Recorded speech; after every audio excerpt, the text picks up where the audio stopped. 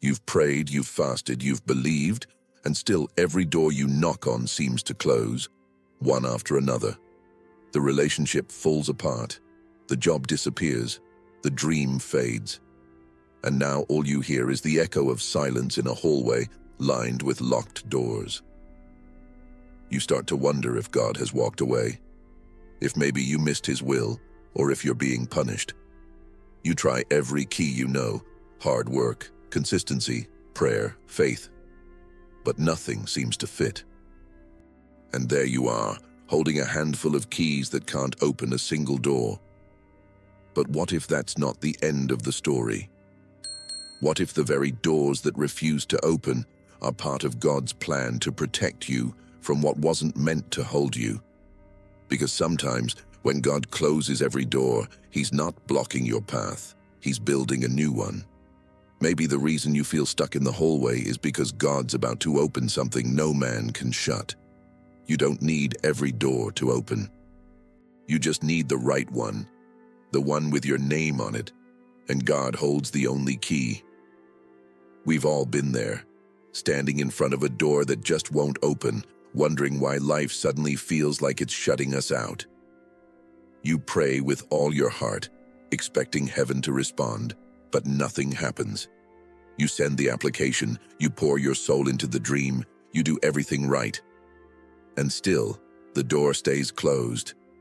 It's frustrating, isn't it? That moment when effort doesn't equal progress. When obedience doesn't guarantee outcomes. When the faith that used to feel powerful now feels painfully quiet. Sometimes the hardest part isn't the waiting, it's the silence that follows. Because silence makes you question everything. You start to ask, did I miss something, God? Did I take a wrong turn? Am I not praying hard enough? You scroll through social media and see everyone else walking through doors that seem to open effortlessly, and you wonder why yours remains locked. You're happy for them, sure, but deep down, you ache a little. You start to feel like maybe God's favor skipped over you. Maybe you've been waiting for a relationship to heal, for an opportunity to rise, for a prayer to be answered. Maybe you've stood in that hallway long enough that disappointment has turned into doubt. You tell yourself you still trust God, but your heart whispers a quieter truth. I'm tired. And it's okay to admit that. God isn't afraid of your honesty. He's not angry at your frustration, because even the strongest Christians feel weary when every door keeps slamming shut. Think about it. Trusting God in the light is easy. When things flow, when prayers are answered, when opportunities multiply, faith feels natural.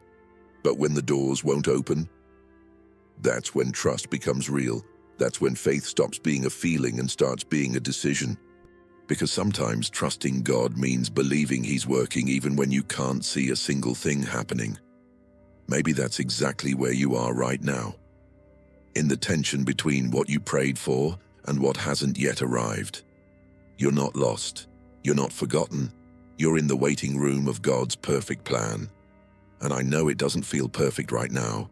You might be standing in front of a door that used to open easily, the career you loved, the relationship that once brought joy, the plan that used to make sense, and now it's sealed shut. You've knocked, and heaven feels like it's not answering. But what if this isn't punishment? What if this is protection? What if the no you're facing today is saving you from something you couldn't see coming? Sometimes God closes doors because what's behind them isn't part of your destiny anymore. You've outgrown that room, and he's trying to move you into something bigger. But first, he needs to stop you from walking backward. And yes, it's confusing. Yes, it hurts. But you're not alone in this. Every believer, even the ones you admire most, has walked through seasons where God's hand felt hidden. Every single one has prayed prayers that went unanswered, cried tears that seemed unheard, and wondered, why does God keep closing doors I thought he wanted me to walk through? Maybe the truth is this. The God who closes doors also opens hearts. And sometimes, before he can open the next door, He has to prepare you to walk through it. Because it's not just about where he's taking you, it's about who you're becoming along the way. So if you're standing in that hallway right now, tired, confused, maybe even angry, take a breath. You're not being punished, you're being positioned. You're not behind, you're being built. And maybe, just maybe, the reason every door is closed is because God is about to open one that won't just change your situation, it will change you. The Bible never hides the reality that even the most faithful people experienced closed doors. It doesn't sugarcoat the tension between believing in a good God and facing moments that don't feel good. Because trusting God has never been about understanding everything. It's been about believing anyway. Let's start with Revelation 3:7, where it says, "What he opens, no one can shut, and what he shuts, no one can open." That verse is a quiet reminder that God alone holds the master key. He sees what we can't. He knows which doors would lead to heartbreak, which opportunities would pull us off course, and which relationships would slow our destiny. When he closes a door, it's not rejection, it's redirection. He's not saying never. He's saying not this way. He's not taking away your future, he's protecting it. Think about that. We spend so much of our lives trying to pry open doors that God has locked for our good. We call it perseverance, but sometimes it's pride. Sometimes we're trying to walk through something that's not part of God's plan anymore. And it's only later, when the pain settles, that we realize his no was the most loving answer he could have given. Proverbs 3:5-6 says, "Trust in the Lord with all your heart, and lean not on your own understanding. In all your ways submit to him, and he will make your paths straight." Notice it doesn't say, "He will explain your paths." It says he'll make them straight. That means you won't always see the reason, but you can trust the direction. Faith doesn't mean you have the map. It means you trust the one who does. And that's where it gets hard, isn't it? Because our understanding craves logic. We want to know why. We want timelines and explanations. But God says, no, I want your trust. Trust that he knows what's on the other side of that door you're crying over. Trust that his plan doesn't stop working just because yours did. Trust that the same God who opened doors before hasn't lost the key.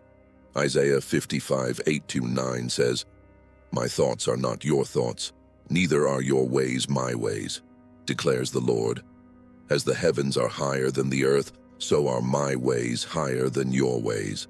That means God's version of closed often carries a deeper purpose. The door you wanted was temporary. The one he's building is eternal. We only see the moment, but he sees the outcome. Sometimes a closed door is God's way of developing what open doors never could: trust without clarity. Because real faith isn't proven when everything goes right. It's proven when everything goes quiet, when you can't see the plan, but you still worship. When you don't get the job, but you still praise. When the prayer goes unanswered, but you still believe he's good. I remember hearing about a woman who lost her dream job after years of dedication. She cried, prayed, and asked God why he'd allow the opportunity she'd worked so hard for to vanish overnight. Months later, that company collapsed. Layoffs, bankruptcy, loss. The same door she once begged God to open would have become the trap that broke her. She said, "Now I see. God didn't close that door to punish me. He closed it to protect me." That's how God works. He sees the whole picture, even when we can only see a frame. We think we're standing in front of rejection, but sometimes we're standing at the border of redemption. So, when every door in your life feels sealed, don't assume God is distant.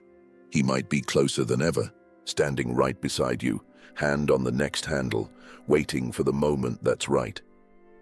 Because if he's the one who opens and closes, then your story isn't over just because the door is. Maybe right now, God is not asking you to move. He's asking you to trust. Maybe he's not giving you something new yet because he's trying to strengthen what's inside of you. Maybe he's teaching you that closed doors aren't final. They're spiritual invitations to lean into his timing, to believe that delay doesn't mean denial, and to remember that every detour is still under his direction. Faith isn't about forcing your way in. It's about waiting in the hallway with hope, knowing that when the right door opens, it will make sense why every other one had to close. If you've ever wondered why God keeps closing doors, you're in good company. The Bible is full of people who stood before sealed doors, who questioned everything, and who, only later, realized that what looked like rejection was actually divine redirection. God hasn't changed. The same way he moved for them, he's moving for you. You may not see it now, but behind the scenes, he's writing a story you'll thank him for one day. Let's start with a man named Joseph. Joseph had dreams, literal dreams, of greatness. He saw himself rising, leading, influencing. But his life didn't seem to match his vision. Instead of promotion, he got betrayal. His own brothers threw him into a pit, then sold him into slavery. One closed door after another, the door of family, the door of freedom, the door of fairness.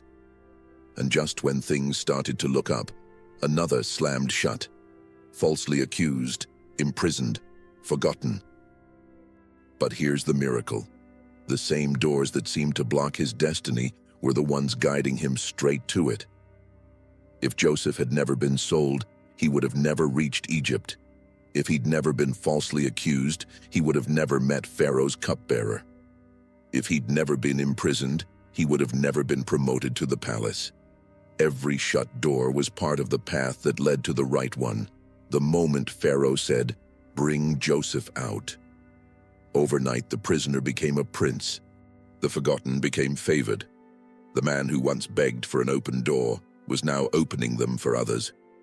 Sometimes God closes doors not to end your story, but to change your address, from the pit to the palace. Then there's Ruth.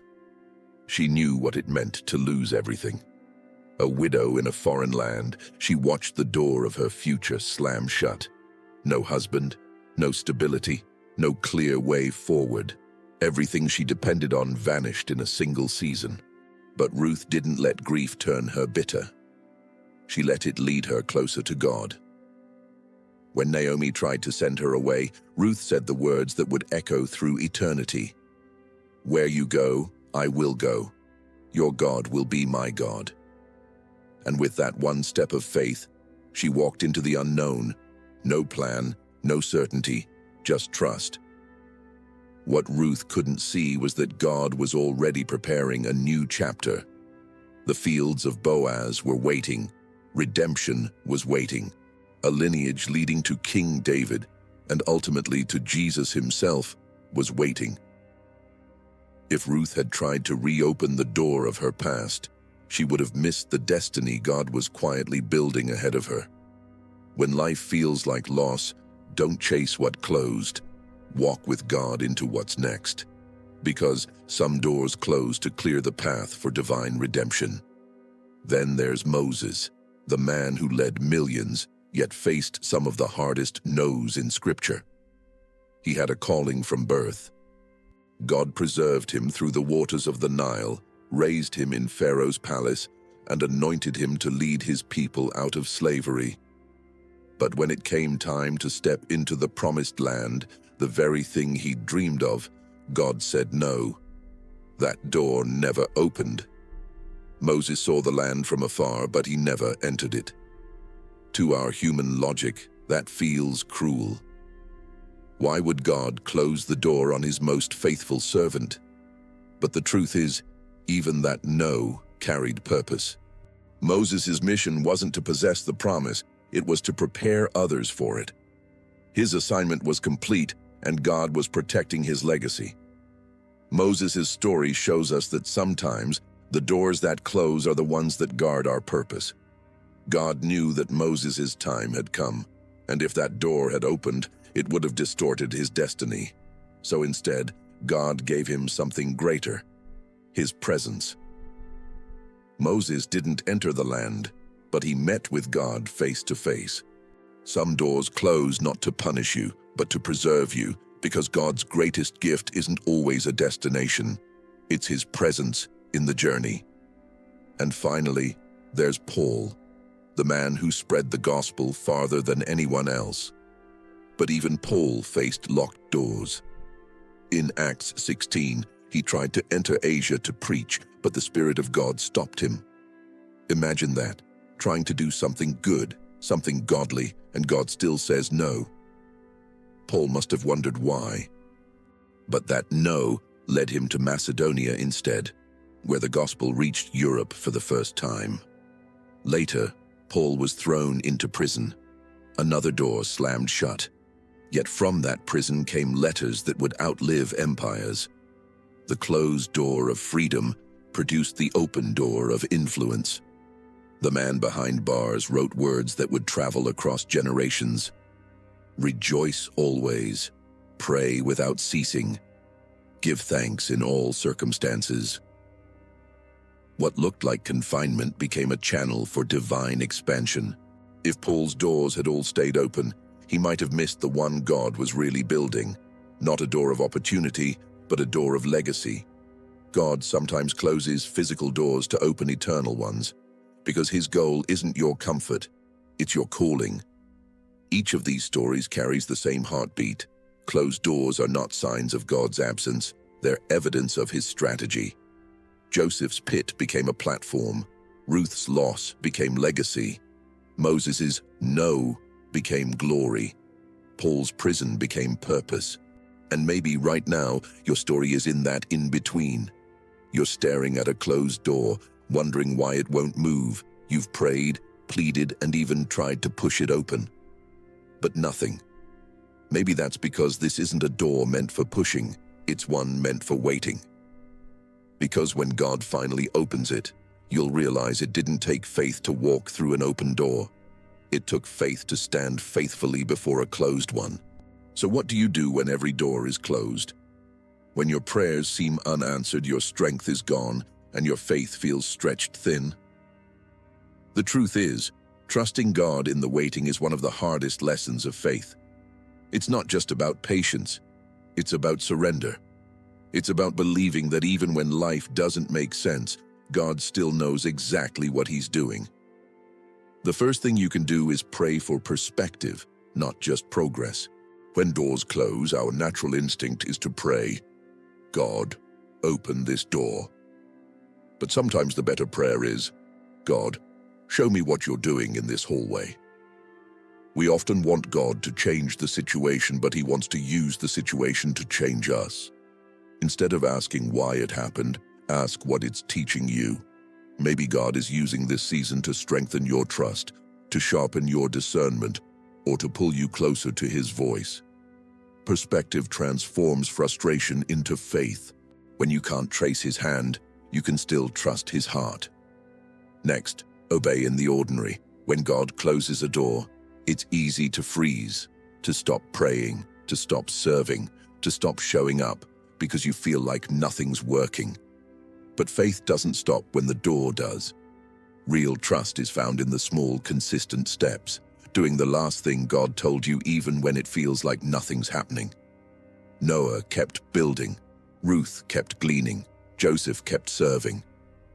Each one obeyed in the ordinary until God opened something extraordinary.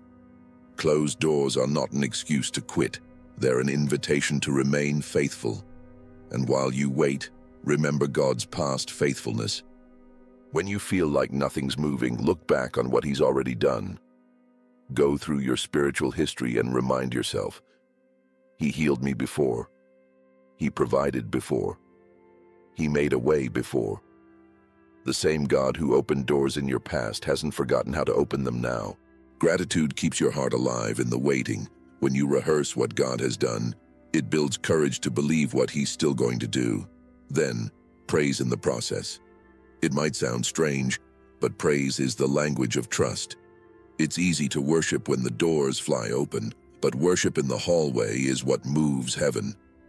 When Paul and Silas were chained in a prison cell, their literal doors locked, they didn't complain, they sang.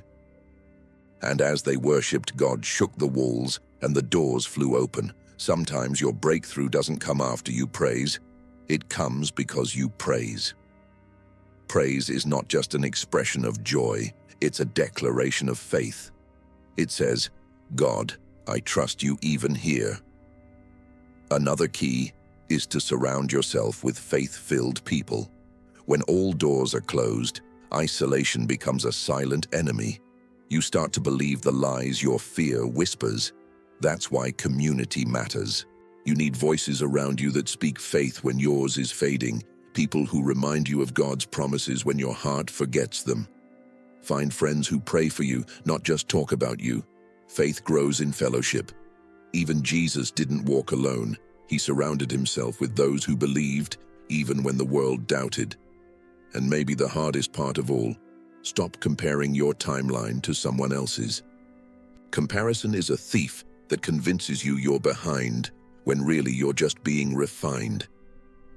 Just because someone else's door opened doesn't mean yours won't. You don't know what they went through before that moment, or what God is preparing you for behind the scenes. Every calling has a different clock. Trust yours. If God has closed a door, it's because he knows the exact second it needs to open. Not a minute too soon and not a moment too late. Lastly, trust that God's delay is not his denial. Closed doors can make you feel like God's forgotten, but his silence doesn't mean absence. He's not ignoring you. He's orchestrating things you can't yet see. Think of a seed underground. For weeks, it looks like nothing's happening. But below the surface, roots are forming, strength is building, and life is preparing to break through. Just because you can't see movement doesn't mean there isn't progress. God often does his greatest work in hidden seasons. Maybe this is your hidden season. The hallway feels long, the silence feels heavy, and you're tempted to give up. But don't. The same God who shut the door can open it again with one word. And when he does, it won't just be a door, it'll be destiny. You'll look back and realize every delay was part of his design. So keep trusting, keep praying, keep standing. Don't force what God has already closed. Don't rush what he's still writing. Because if you keep walking in faith, you'll eventually see that the hallway wasn't a place of rejection. It was a place of preparation. The waiting wasn't wasted. God was getting you ready for something greater than what you lost. And when that new door finally opens, it'll open so wide and so perfectly that you'll understand why every other one had to stay shut. Maybe right now, you're standing in front of a door that refuses to open. You've prayed until there are no more words. You've believed until belief itself feels heavy. You've knocked, and all you hear is silence. You've tried to convince yourself that the delay is temporary, but months have turned into years, and now it feels like God has forgotten you. But hear me. God's silence is not his absence. Heaven might seem quiet, but it's not indifferent. The same God who spoke worlds into existence is still speaking. But sometimes his whispers are softer than our worry. Sometimes he's not ignoring you. He's inviting you to draw closer. Because when all the doors are closed, that's when he teaches you that he is the door. It's easy to trust God when things are working, when prayers are answered, when opportunities come, when life flows smoothly. That's when faith feels natural. But the real test comes in the waiting, when doors are locked, prayers are delayed, and nothing seems to move. That's when faith graduates from theory to reality. That's when trust stops being a word and becomes a lifestyle.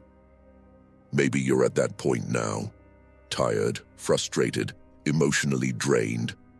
You look around and everyone else's doors seem to open while yours remain shut. You see others getting healed, promoted, chosen, blessed, and you wonder, God, what about me? It's a lonely place to be. But let me remind you, God's timeline for your life is not delayed. It's deliberate. He's not punishing you. He's preparing you. You're not being overlooked. You're being positioned.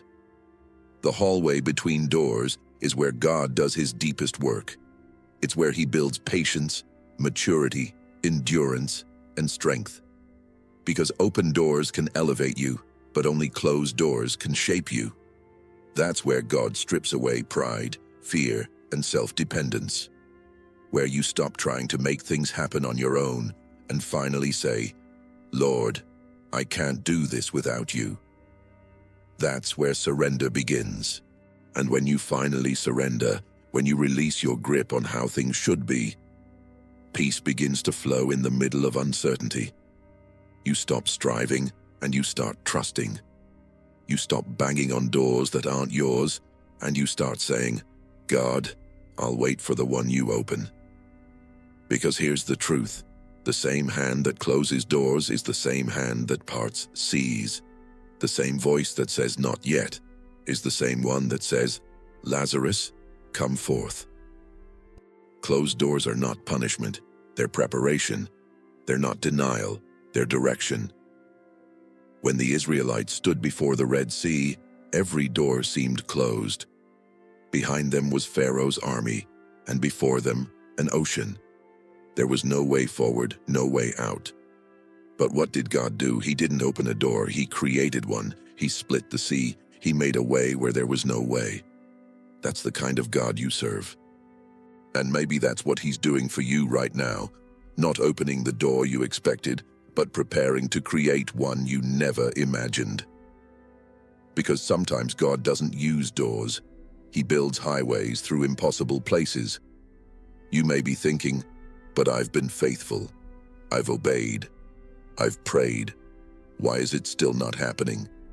And the answer might be this: because God is doing something in you before he does something for you.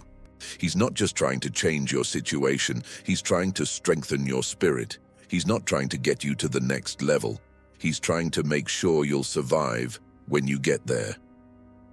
Think about Joseph again. Every door that closed on him was a setup for a bigger one. The door of family closed, betrayal. The door of freedom closed, slavery. The door of justice closed, prison. But in the end, he walked through the door of destiny, the palace.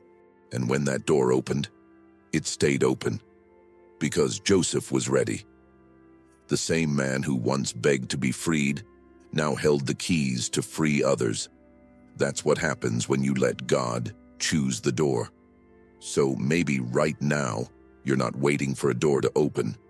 Maybe God's waiting for you to trust before he opens it. Because trust is the key that fits every lock in the kingdom.